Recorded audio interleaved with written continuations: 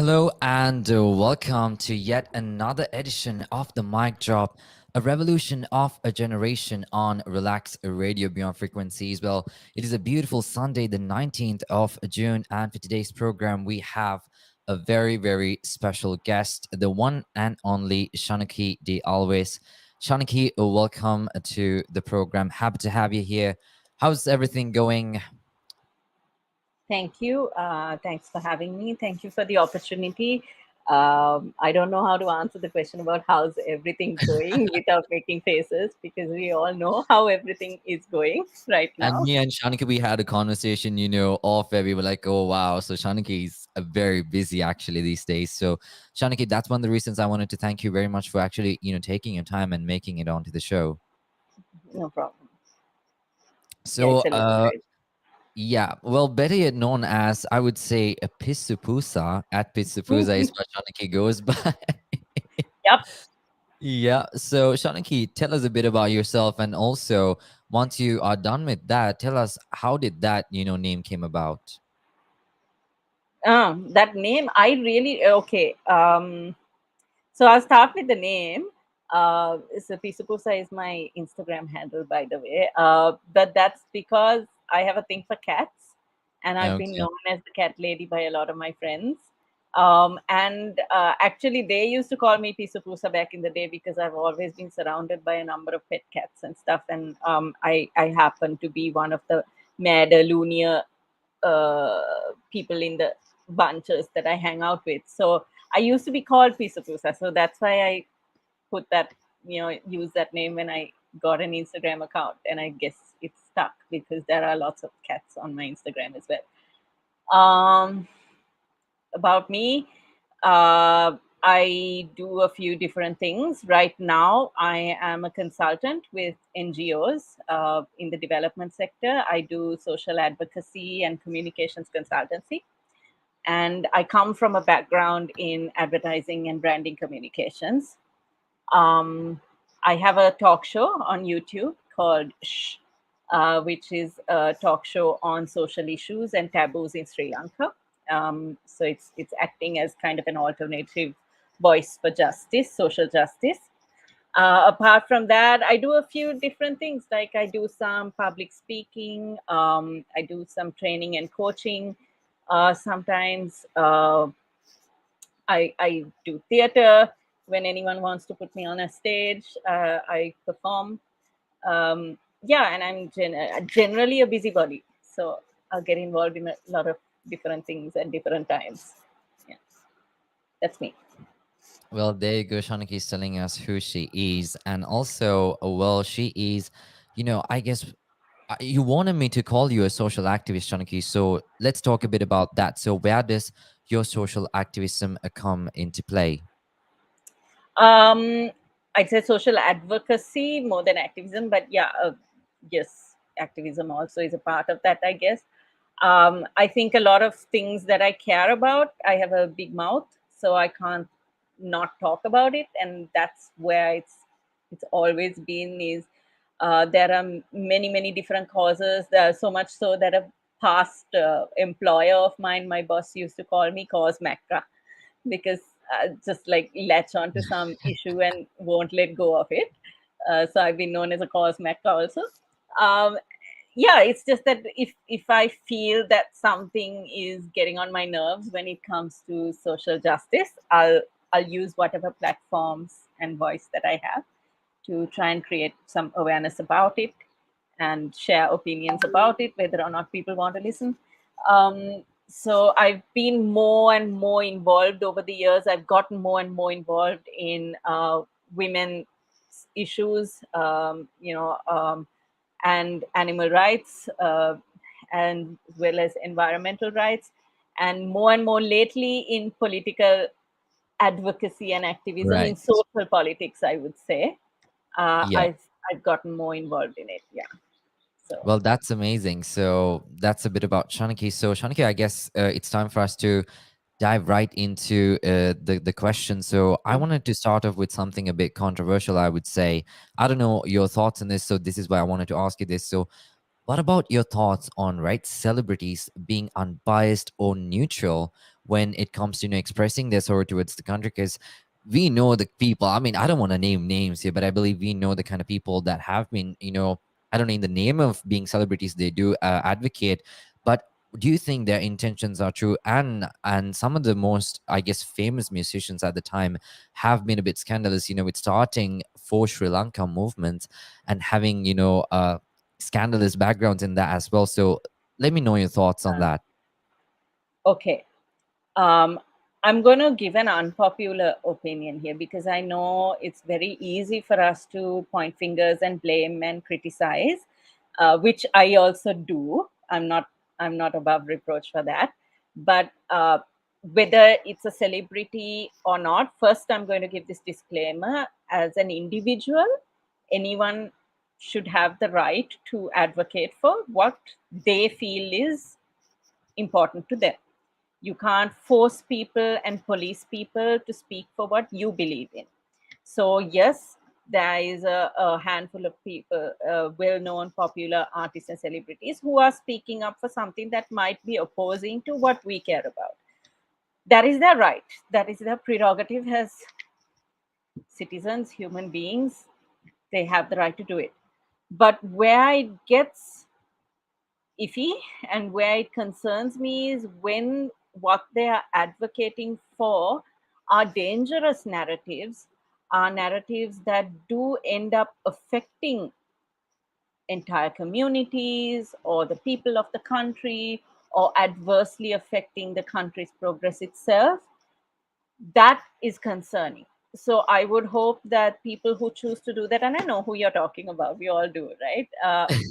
People who, Yeah, there are two types there, right? There are ones who are openly endorsing the wrong thing and actually maybe even supporting or creating certain narratives and creating scandal, controversy, to try and support their favorite politicians or whoever is paying their bills, right? There are those who are just like the creators of that mess.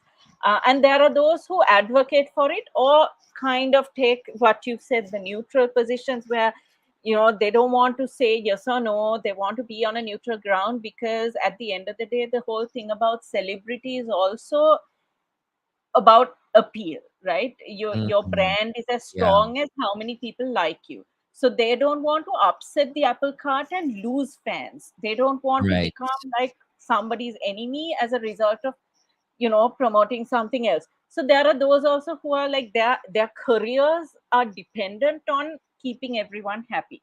So there right, also they make a choice either not to speak or not to strongly endorse any point of view because it's self protection. Also right, it's a protection mechanism for them. To that lot who prefer to stay neutral, I mean, I respect their choice to do so. If they feel like they have too much to lose in actually voicing out, but I would say at the same time, please don't close your eyes. Don't be blind to it.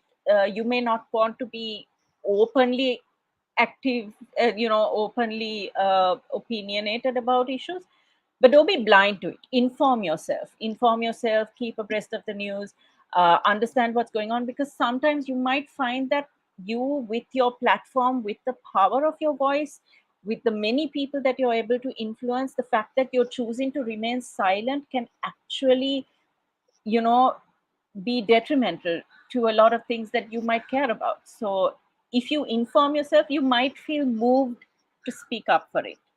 You don't have to right, speak up against anyone, to speak up for a cause. So try to use your celebrity to do that at least.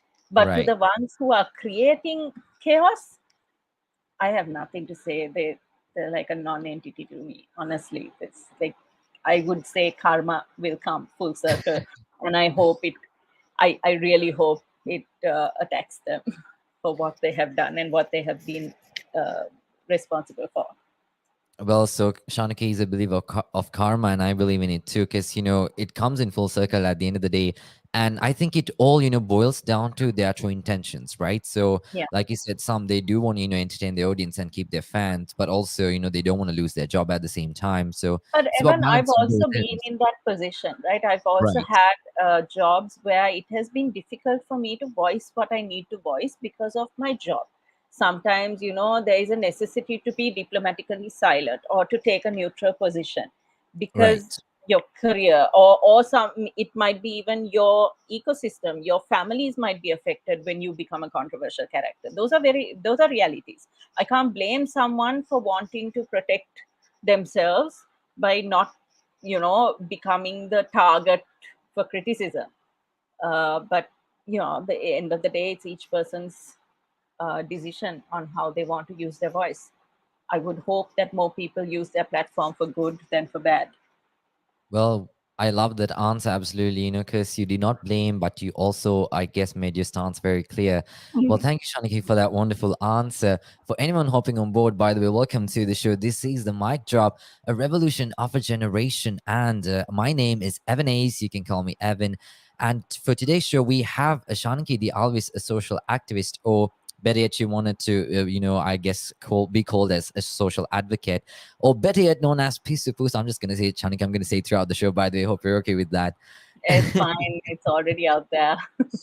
Well, this is going live on our YouTube and Facebook pages, so don't forget to keep liking, sharing the videos, and comment on them as well. Invite everyone to watch, your family, your friends, and also be a part of the show. You can simply call us up on 0785 2473473, or plus 44785 2473473. We want you to be a part of the show as always.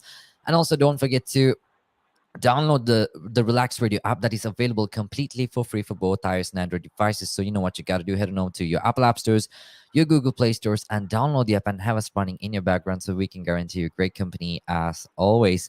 With that said, of course, Shanika, moving on to the next question. So protests of all kinds have been soaring all over the country, and I guess as a social advocate yourself, have you been a part of these protests, and what are the pros and cons that you're seeing? Are there more negatives coming out of this, or are there more positives? Talk a bit about that. Um, yes, I haven't been in the country a lot. I've been in and out of the country because I've had to travel on work. But whenever I've been in the country, I have been visiting the protest site at Golfis. I know the protests have been going on elsewhere as well. And I mean, let's not forget, we're talking about these protests now because it's happening in Colombo and there are lots of privileged faces and people involved. So therefore, this is getting a lot of media attention. But protests have been happening in Sri Lanka for over 15 years, especially in the north and the east.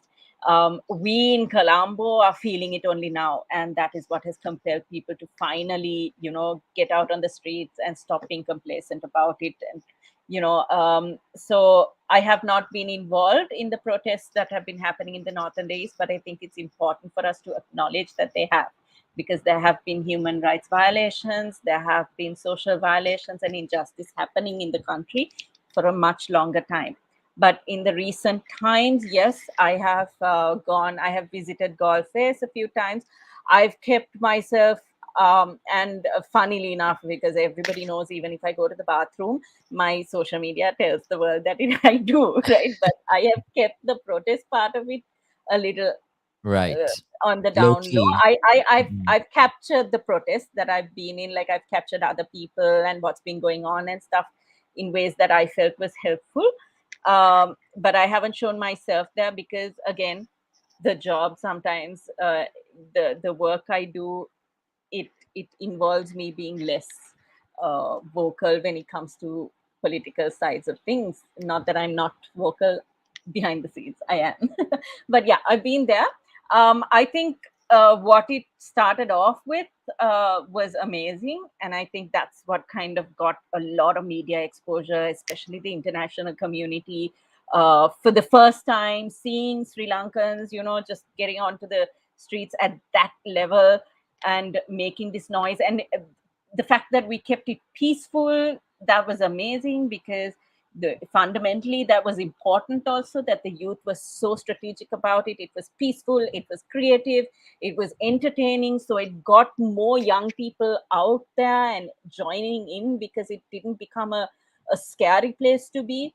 um, and for me that was a humongous positive, because the message went out to the world, so much so that the world started joining in. You had the diaspora communities in like so many different countries also getting together and protesting for the same thing, and everybody had that one ask. We know what the ask is: go home.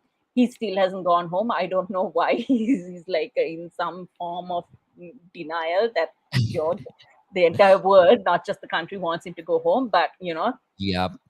uh, but that was the ask, and I thought it was a powerful thing to do. The fact that there was a lot of artists and communities coming together in this one voice. But I think, as we all know, what happened on the 9th of May, that shifted things a lot. So, what could have been a strong, peaceful, effective, and impactful protest changed, because politically instigated, attacks happen on the protesters, and then the interim prime minister who was called on board, he has not been working towards the betterment of the country. He might be, I mean, his PR might be doing a different thing, but obviously you can see the kind of mechanisms that have been put into play, the kind of, again, the politics that have come into these protests, which were non-partisan protests at first. There's been too much of fingering going on now. So I think that has shifted what was a positive protest to becoming a very a mess. Now nobody knows who is behind the protests anymore. Nobody is. People are questioning. Are there people hijacking these protests? There are various different promises and discussions going on where, so you still have the true spirit of the protest continuing, but not in the numbers and not with the same kind of passion that most of Colombo and Sri Lanka had as before. Because again, after the attacks, after all these other machinations came in, people have kind of taken a step back. There's a lot of other crap going on out there. People, the whole gas, no power, no fuel to get to the protests even, and Tell me about it, right? there's a Mm-mm. lot of priorities of trying to survive life, that less and less people have time to go and attend the protests. Then you have the weather issues. So all that has contributed to the protest kind of becoming a smaller thing. And I think the government also has done a very, very crafty job of distracting the media with all sorts of other things, so that again, that light that was shone on the protest has reduced to a certain extent. You still have protesters out there pleading for people, appealing for people to come and join, but I don't think Sri Lanka has that same level of interest isn't there anymore. It's waned. People have other priorities now. So as to whether we will achieve what we set out to achieve is still a question mark. But I think as long as one or two people are still asking for it, whether it happens on the street or whether it happens on social media or whether it happens on other platforms and forums like this, I think we should still keep asking for Goda to go home. And a lot of things will go right, not overnight, obviously. We have a lot of work to do to get ourselves out of this mess. But Gota going home is the number one priority, because that's what will set the wheels in motion for any form of progress in this country. So if we keep asking for it, I think the protest can still be effective. Well, you did say, yes, the main theme of the protests have been, go to go home. But Yeah. coming into a realistic sense, a realistic point of view, can Sri Lanka actually, afford to not have a standing president? So even if he, let's say for some, I don't know, miracle, he would step down, and then We can what? only hope. Well, Okay, what let would me let happen me next? ask you this question: Has Okay, Sri Lanka benefited from having this standing president? absolutely Has not. the standing president made any difference? Let's not talk about Kota. Let's talk about the president before him also, and the president before him. What have we actually gained, Achieved. by achieved by these fellows? Nothing, right? So I don't Yeah, know whether the true. lack of a president makes any difference. Of course, there are certain constitutional changes that need to be made. The 21st Amendment has to come into play. It can't be the 19th Amendment. It has to be the 21st Amendment with the necessary changes that takes all these executive powers away from one person and gives it into the hands of a competent parliament. Uh, that's a word that will forever be underlined. I don't know if we have that yet.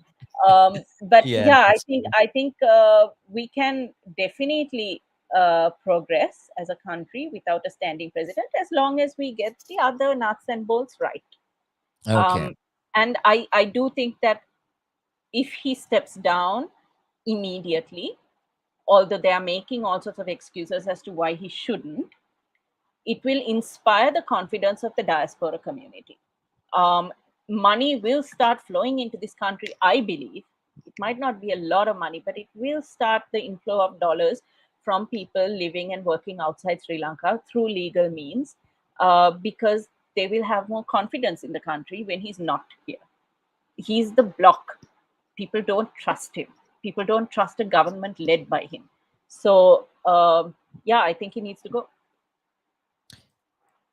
Well, yes, she's once again making her stance very clear. So she wants a goat out. I believe So this everyone is my wants goat out stance. at Okay, this it doesn't point. have to be everybody else's. It's my It is everyone's stance, Shanukie.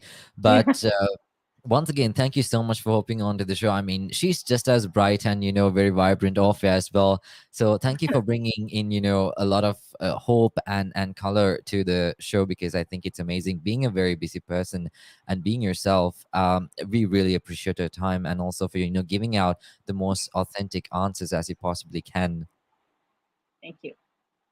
Well, Shanika, with that, of course, we're moving on to the next question now. Yes, Sri Lanka cannot probably, maybe afford to have a standing president or not is not the question, but who do you think should step up next? Do you have any, I don't know, personal preferences of as to who should be the next president of the country? Really? No, I have not seen. I mean, I've seen a couple of individuals who have been impressive and they come from different political parties. But these are personal favorites. They might not be what's right for the country. But people like Dr. Harini, who represents the JVP slash MPP. You have Shanakian from the TNA. You have up and coming youth politicians who might not be in cabinet just yet. They're not in parliament, but there are some very impressive young people, I think, across the board, except for the SLPP. I have not seen anyone who has inspired any confidence in me in the SNPP. But if you look at the UNP, there are youth politicians. There in the SJB, there are youth politicians. In the NPP, there are youth politicians who are up and coming, who I think someday, not immediately, but someday would, if they keep going the way they're going now and remain with the same level of integrity and incorruptibility that they have now, will make excellent leaders for the But do country. you think, when people do come into power, do they change? Would money, change I people, think or so. does power I think change so. people? So there is this other youth movement that I am very supportive of, which is the Centenary Movement, which launched 2 years ago and is in the process of grooming the next generation of political leaders. Right. Again, there are some bright, amazing, incredibly charismatic, educated young people who have been working in their in all 25 districts of the country, in their provinces, have been doing a lot in terms of leadership. They're not ready for to become a president yet, but I'm saying there is youth that will actually make a huge shift and a huge change. Sorry, what was your question? Well, I was asking you, Shanaki, since whether, Sri Lanka cannot have to have a standing president or not is not the Yeah, question, but yeah, who do you think would be the next suitable yeah. candidate? I can't pinpoint one, because I don't think the right people have been given the attention or the platforms to show what they can do, because this political culture in this country is such that you always have the old guard protecting the helm, right? Right. And they don't step down. Those who are not there, yes men, are not given nominations within the parties. So you don't really see the best and the brightest actually being given that chance to show Sri Lanka that they're capable, to even inspire any confidence.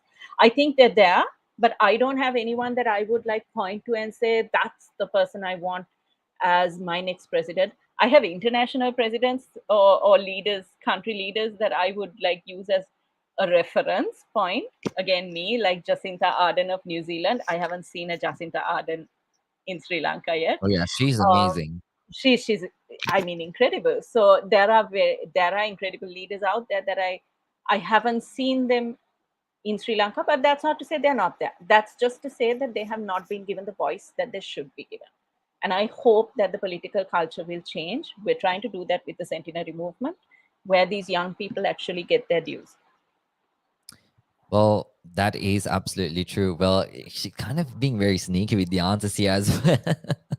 But anyway, Shanukie, thank you so much for your authenticity, which is exactly what we need on the show. And for anyone new here, by the way, this is the Mic Drop, a revolution of a generation. My name is Evan Ace, and this is the Mic Drop, where we bring on, youth activists, social activists, content creators, influencers, you name them, who are making a difference in our society, fighting the good fight, fighting the peaceful fight against the current economic crisis, and of course, other matters in Sri Lanka. And for today's show, we have the one and only incredible Shanukie De Alwis, or better known as Pusa, who's here to give out the most authentic answers.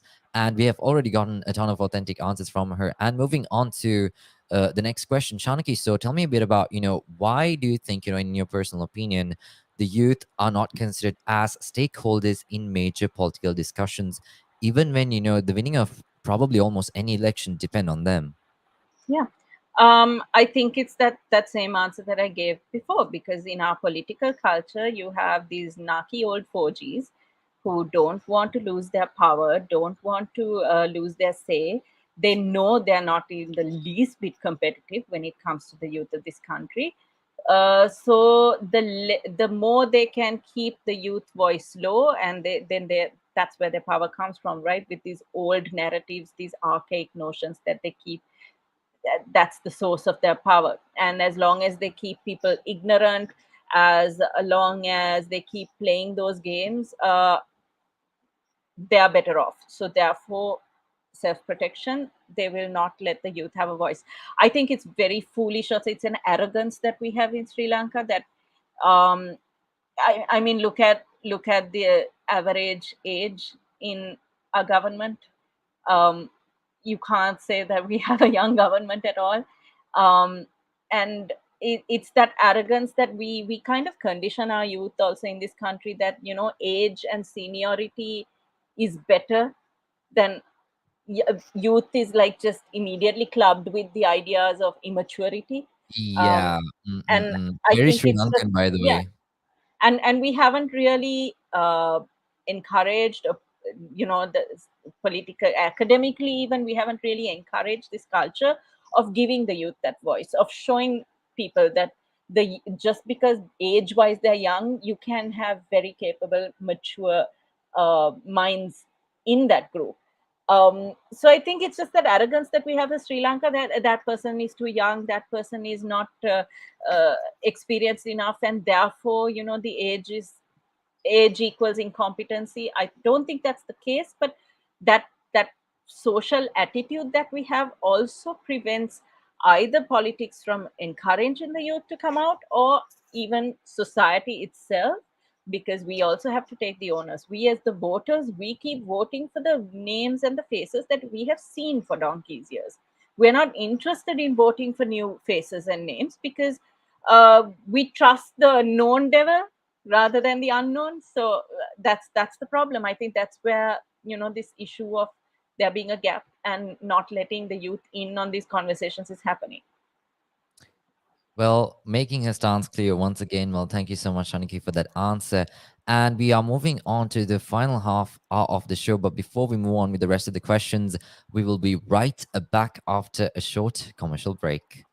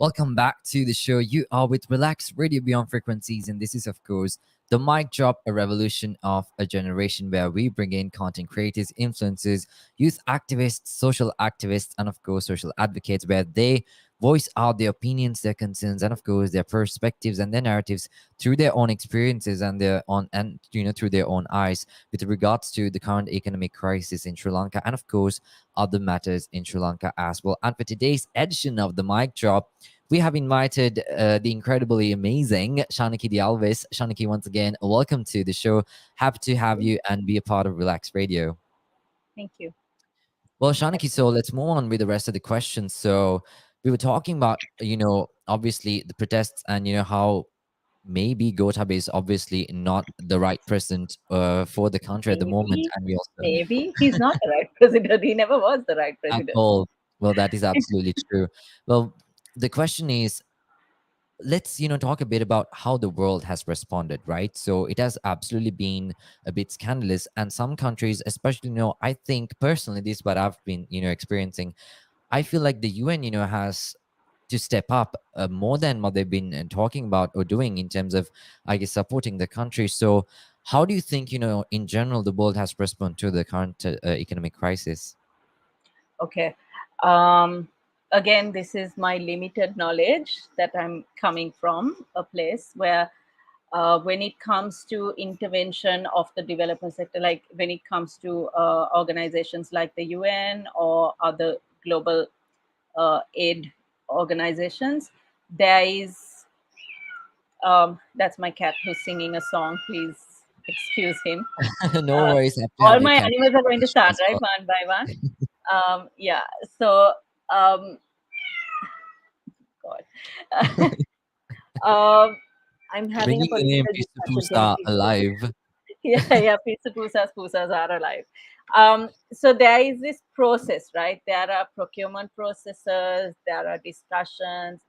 There's a whole system and protocol that they need to go through before they kind of handle or they give aid. Also, they have to have everything has to be very stringent.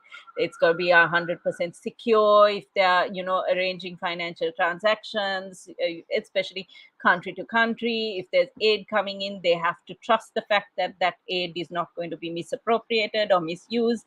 It's very difficult with the Sri Lankan government to trust where the money will go, because things are not transparent. There's a lot of other stuff that goes on with our government, with all the players in the government. So when it comes to international aid, they have to go through these protocols. It's very much like the IMF, right? The IMF also said they need certain securities in place, or certain assurances in place. And to us it might seem like there's not enough aid coming and that there is not enough attention or not enough response that we're getting. um, to me, I think there is response. There is response that is not being covered by the media sometimes. So we might not be aware of response that is happening by global NGOs and organizations. And at the same time, if you're talking about large sums of money, the bailouts and stuff like that, I think they're working on a response. We have a long way to go to get there, because there are certain problems. Our system is broken. We cannot give humanitarian organizations the right kind of security and assurances that they need to be able to give us the money. Because obviously, if they're giving us money, they need it to be used in the right way. And we have ministers who are pocketing half of it. So yes, then therefore response is going to be slow until we can fix the issues first. I think that's why it might seem like it's very slow to come. And so yeah, but that's not to say we have not got help. We have a lot of countries that are helping in very many different ways. Some are being covered by the news, some are not being covered by the news. There are discussions happening. I was in Bangladesh just last week, on some other work of mine, Yeah. and the rickshaw driver that I was going with was like talking about the Sri Lankan issues. They're very aware, right? And he Wow. was like, Sri Lanka's in a very bad place. We are sending potatoes to Sri Lanka. So it's like there is Yeah, humanitarian and goodwill happening. We just need to acknowledge it. We also need the right people having these negotiations with those countries, and we don't have the right people making those deals with the countries. The appeals to the country are going from a prime minister or a president that nobody likes and nobody wants. So why would that country even think about helping? You know, that's so very you have true. to have the Mhm. right faces there as well. So yeah, it will take time. It will take time, and unfortunately, there's no way around it than to just go with the system that there is.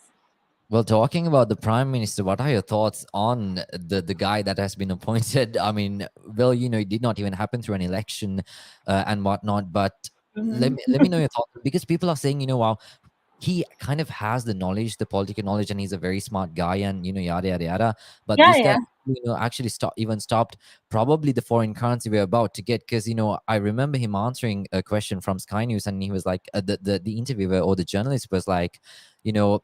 Do you encourage foreigners to visit your country? And he was like, if you want to hold placards and go to protests, then obviously you can come to the country. Now even the foreigners who want to come and visit Sri Lanka, they wouldn't, because it's all out Rubbish, there. rubbish. I think he and the politicians collectively are the bigger barrier to us tourism than the people on the streets. Okay, these Right. rallies are peaceful. We have seen foreigners and tourists at the Aragale who have been doing like vlogging Exactly. and Mhm. videos from the Yeah. protest, just to show how some of the foreigners actually spoke at the protest Yeah, themselves. they They're did. behind it. So I that's all rubbish. It's just the bad PR is being created by those in governance, and that this whole thing of we keep forgetting who attacked the protesters first. It was the government that was instigating it. It was government supporters who attacked the protest. Then the international media started making this whole thing about how Sri Lanka is dangerous because there are attacks on the streets. Whose fault is that? It's not the people. It's this dude and his little posse. So yeah, I don't. I mean, you know what they say, right? Always the bridesmaid, never the bride. Yes, fine. He might have a political mind. He's very shrewd. He's very cunning. Um, but I don't think I think his interests are also in protecting his friendships and his political friendships. We all know what those are. So I don't. He's playing a difficult game where he's supposed to Mhm. inspire the confidence of the country and the international community, while at the same time keeping his friends safe. So I don't know. I don't. Unfortunately, he's the person who was appointed. It wasn't the person that the country thought should Wanted. be appointed. Mhm. Yeah. I thought Dr. Harsha De Silva should have been appointed as an interim prime minister Let's talk because a it bit has, about that. Why? yeah. Why specifically Harsha De Silva? Just because his financial and economic acumen is the only, yeah, I mean, he seems to be the only person in parliament who has enough. Either Harsha or Iran seem to have the goods to help us out of the current problem. I'm not talking about all the other social issues that we have going on, just that we are very focused on trying to get an economic crisis solved. And for that, you need the acumen that either one of these two gentlemen have. And I think Harsha, with his political history and his knowledge, and now I know he's supporting in various committees as well. I think he would have been a good candidate. Of course, he refused positions based on the fact that he said because Gota wasn't stepping down. So if Gota gave the assurance that he would step down, then Harsha would come in. So there again, you can't blame Harsha for not taking up a post because he also stood up for what we have been asking for Gota to step down. So it all boils down to that one man at the helm who's not doing what he should to get the rest of the uh, system working. So yeah, I don't know if Ranil is the right person, but Ranil is the person we have, and Is I that don't something is see a better way than out of it. nothing?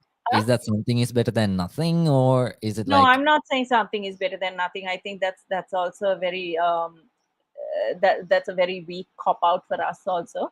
I think we should keep activating, we should keep mobilizing, we should keep demanding that also changes. We should keep that pressure up. Don't forget, it is the pressure that made one prime minister step down. We can make another prime minister step down. It's just that we have to take calculated risks and know what the next solution is going to be. Uh, Yeah, because otherwise, it's another case of frying pan into the fire, right? So that, we have to have, yeah, we have to have people ready to do the right job in the right way. But that's yeah, I one of don't the think he's things going that, to do what's right for the yeah. country. He's going to do what's right for himself and for the Rajapaksas. That's what I think. Well, what you think is absolutely right, and I think that's a very popular opinion. Especially during this time, and also Shanukie, off air, you did talk to me about how we should not point fingers and basically But I'm go on pointing this fingers now everywhere. blaming go on this blaming rant, and you were talking Yeah, about how we need to find solutions. So yeah, let's talk a bit about that as well. yes. Okay. Yeah. Just because this conversation has been going on now for a long time about whose fault is it, why are we in this situation, why me, why us, and there's been a lot of whining, ranting, venting, but nobody's given us proper solutions, and that's why we are in this desperate, overwhelmed state, right? And I think it's again, as much as we must demand accountability from the people responsible for the mess we're in, we are also equally accountable because we are the voters. We brought these idiots in, right? And I'm sorry to use that word, but yeah, we are the sheep that voted them in. So it is also on us to figure out a way to get ourselves out of, we made the bed, now we have to lie in it. We have to come up with solutions on our own as well. We can't simply sit and wait for the monsters who destroyed the country to save us. And we can't expect that of them as well because they have not proven that they have the capacity or the capability to do it.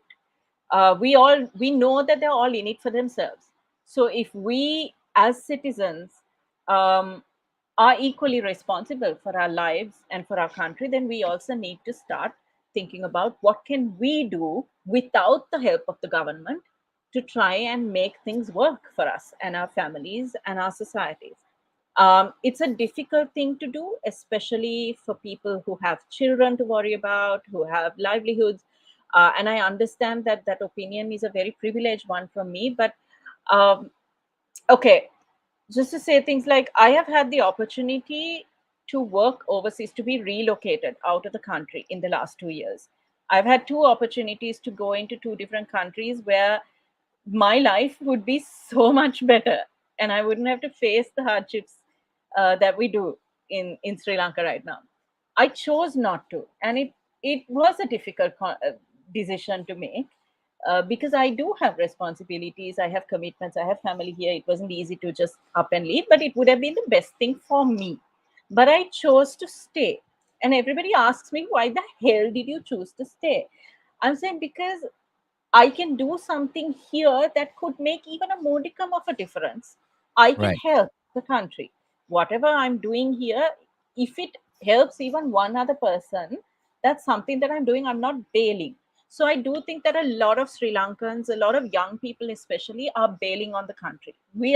I don't blame them. They're looking for a future. They're looking for security. They're looking for, survival. But I think if we keep doing that, and if we keep letting go, and we keep saying, this place is a miss, this place, this I mean, nothing everyone's good will ever flying these happen. days, right? You look left, right, everyone's flying. And if you look at the people who are leaving first, it's the people who are capable, the brains, the skills, the ones with the money to make a difference here, That's the true. ones with the ability to create some sort of social change here. They are the ones who are going in flocks, right?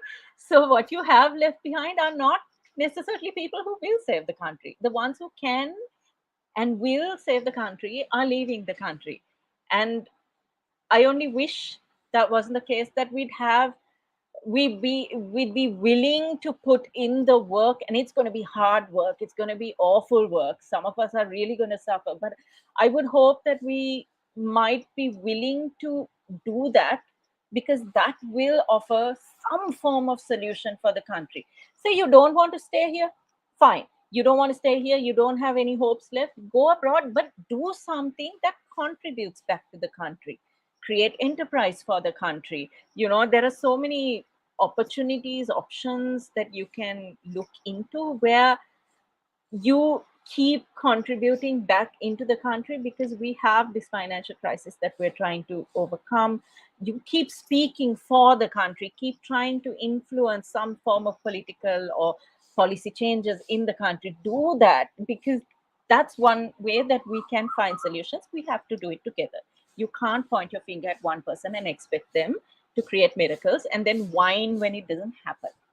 The other way is for us to develop our own coping mechanisms. Those of us who have chosen to stay, or those of us who have no option but to stay, we have to figure out how do we survive this on our own without expecting the government to help. I have seen on social media, there have been quite a lot of innovative things that have been coming out, right? Solutions to, no gas, how to cook at home. There are people who are creating these newfangled firewood systems and stuff like that with Yeah. less firewood. Mm. And there's quite a lot of innovation going on. There are people who are creating their own sources of fuel.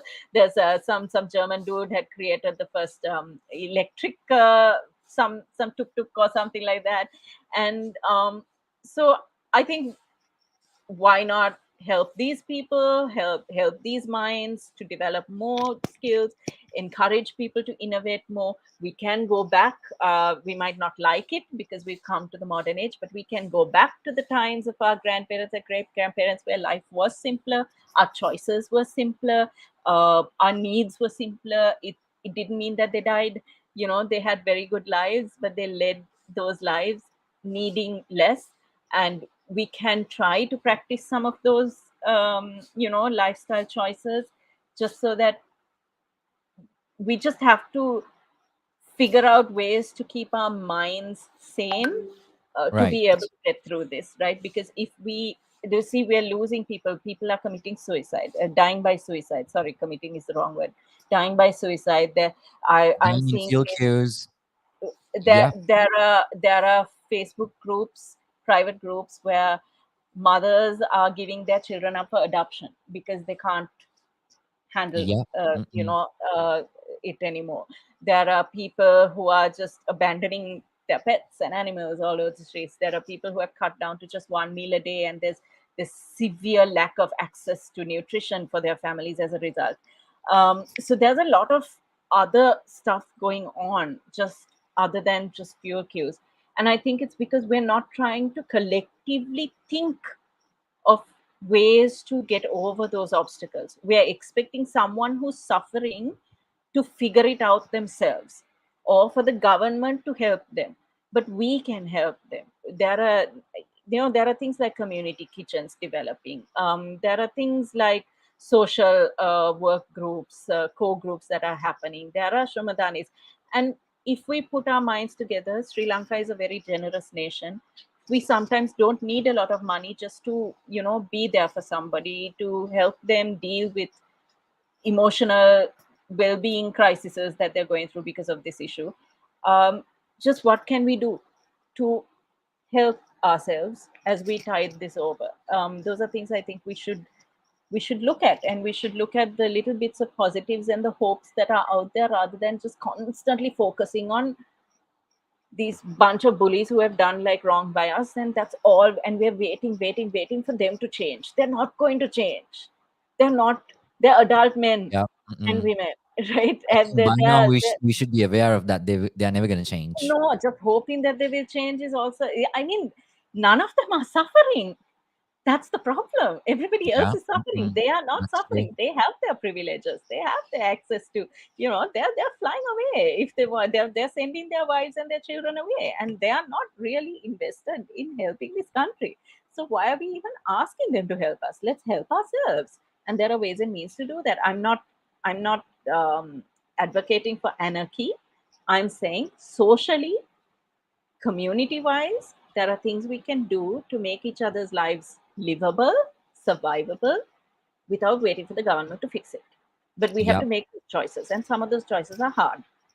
They're not easy choices. But if we make them, and if we make them together, there is a way to survive this, I feel.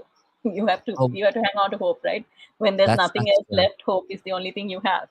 Have you were talking about difficult choices that we will have to make. So, what difficult choices are you talking about? um yeah, so that's what like I'm saying, like, don't leave the country if you can help it. uh, Try and stay, try and help. Right. Or when you leave the country, try and do something for the country.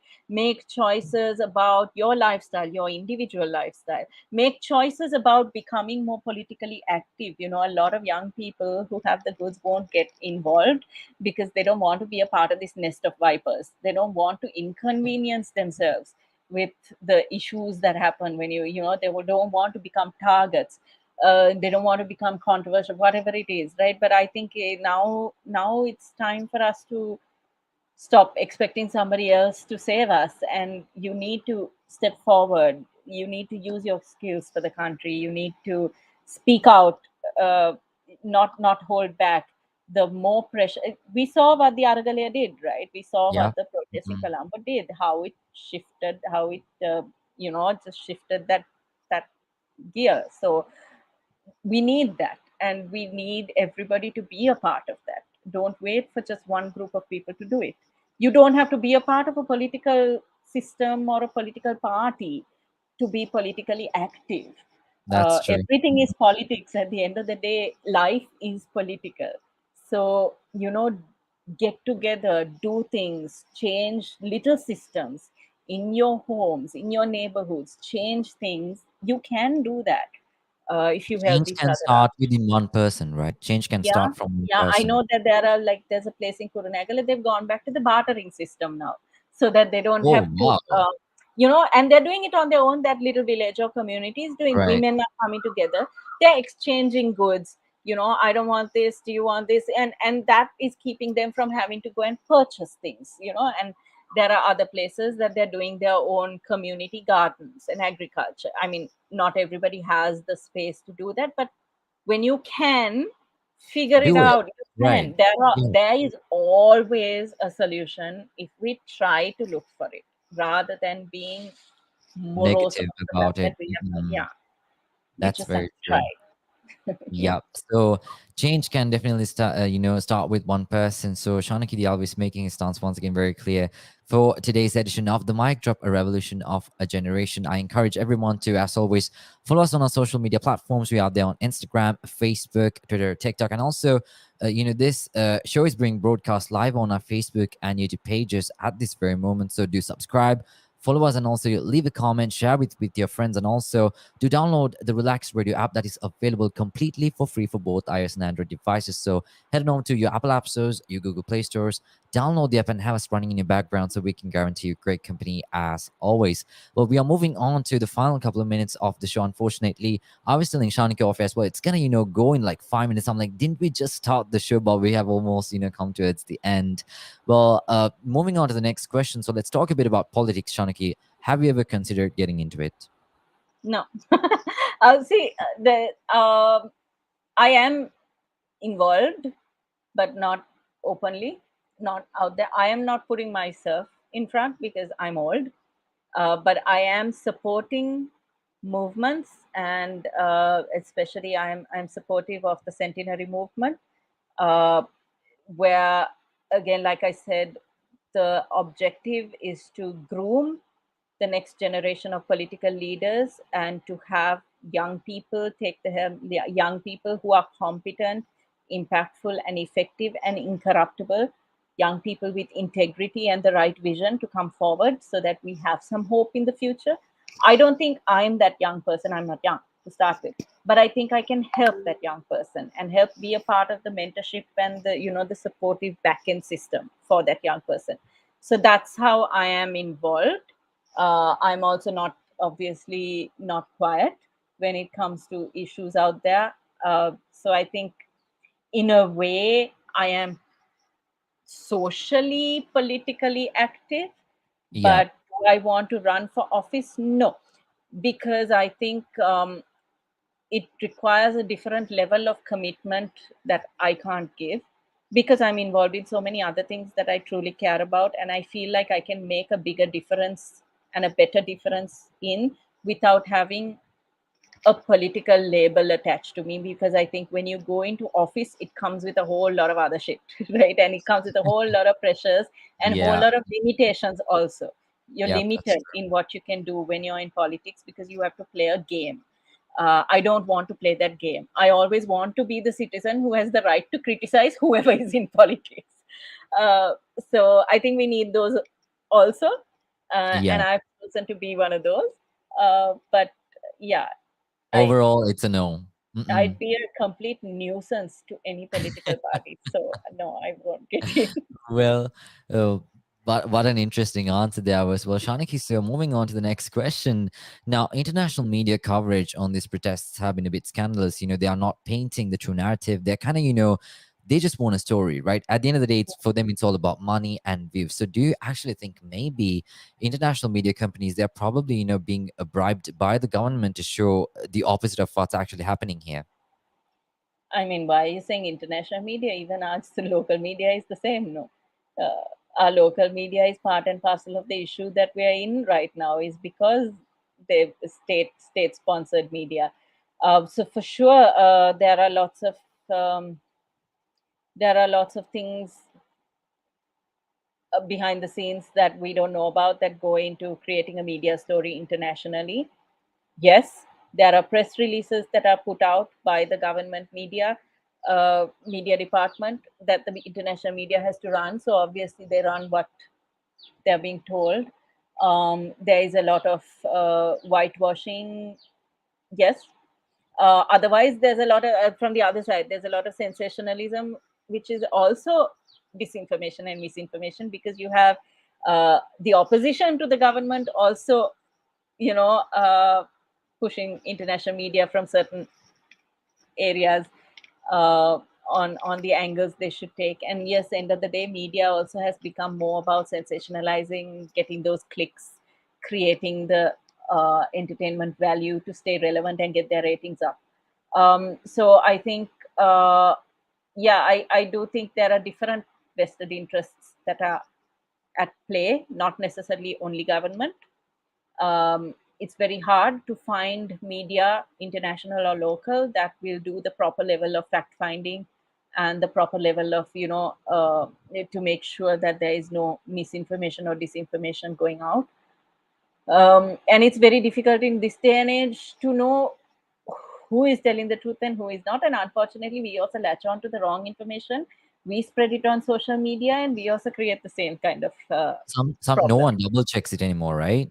Yeah, That's what yeah. happens. So you have to, I guess, that again, as a consumer of media, as an audience, it's on us to really find what are the media channels that have verified information. It also helps now with the advent of social media and the access that we have to the internet and so many other sources of information, for us to do our own verification. And that's not hard if you do some background checks into news you've heard before you share it. And then you yourself can call out the international media. I've seen that happening on Twitter by Sri Lankans who have pointed out to international media houses and channels that their reporting is wrong. And it's important that we have that voice as a people, and we can call it out, and we can get them to either correct it, or at least we can create enough of a noise for the for our facts also to be captured by other social medias. um, so I think those are the only ways to fight those, right, and to combat those. And of course, citizen media is huge now. So there are Yeah. ways which, as citizens, we can blog, we can write, we can create videos, and we can put these out onto spaces where it can be seen by the international community. But we also have the onus to be responsible about what we say. It can't be our own Absolutely. personal Yeah. biased point of view. Mm-mm. It has Yeah. to be factual. But then we also can create media, uh, which is now a luxury that we have. So we don't need to rely on, you know, international media per se, because we That are can that. also backfire though, right? People can create anything now.